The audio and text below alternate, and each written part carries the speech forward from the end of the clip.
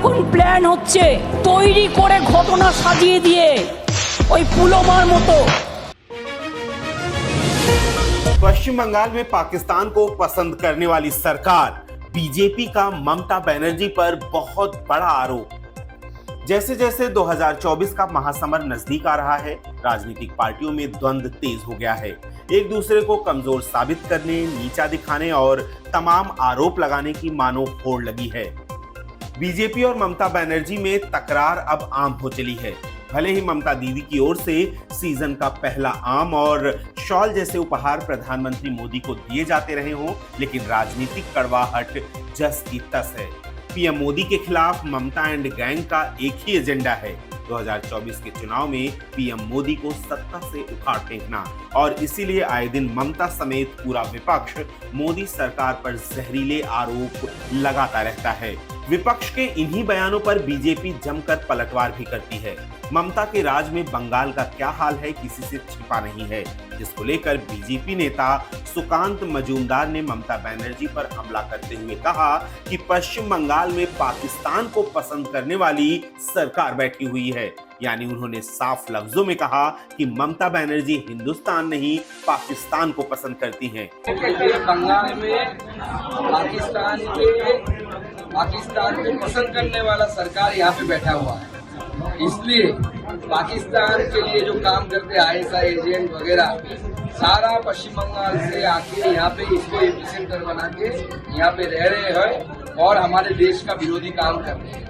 और इनका श्रेय दे रहा है हमारे मुख्यमंत्री और उसकी सरकार और उनके साथ टीएमसी पार्टी। उसी के हित का सोचती हैं, ना कि हिंदुस्तान का।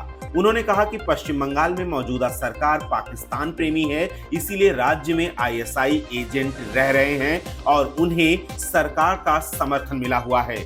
बीजेपी नेता सुकांत मजूमदार ने ममता बनर्जी पर आरोप लगाते हुए कहा कि पाकिस्तान के लिए जो काम कर रहे हैं, चाहे वो आईएसआई एजेंट हो या कोई और, पश्चिम बंगाल में एपिक सेंटर बनाकर रह रहे हैं और देश विरोधी काम कर रहे हैं। इनको शह दे रही हैं हमारी मुख्यमंत्री और उनकी सरकार, साथ ही टीएमसी पार्टी। इससे पहले बीजेपी नेता शुवेंदु अधिकारी ने भी ममता बनर्जी पर हमला करते हुए कहा था कि उत्तर प्रदेश की तरह पश्चिम बंगाल में भी योगी आदित्यनाथ जैसा शख्स ही कानून व्यवस्था दुरुस्त कर सकता है।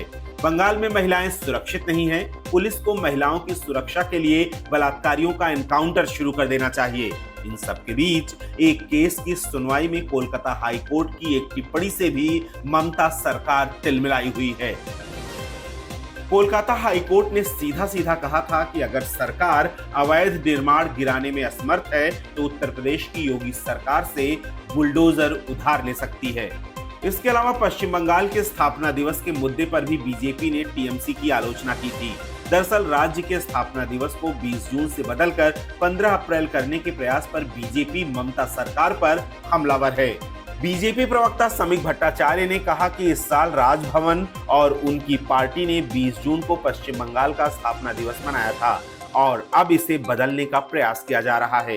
राज्य सरकार पहले ही इतिहास के साथ छेड़छाड़ करने का फैसला कर चुकी है और चाहती है कि विपक्ष इसका समर्थन करे, जो नहीं होगा। यानी 2024 के महासमर से पहले बीजेपी और टीएमसी आमने सामने हैं और जैसे जैसे चुनाव नजदीक आ रहा है, जुबानी जंग तेज होती जा रही है। आए दिन ममता समेत पूरा विपक्ष मोदी सरकार पर जहरीले आरोप लगाता रहता है। क्या आप ममता बनर्जी के फैसले से सहमत हैं? 2024 के चुनाव को लेकर आपकी क्या राय है?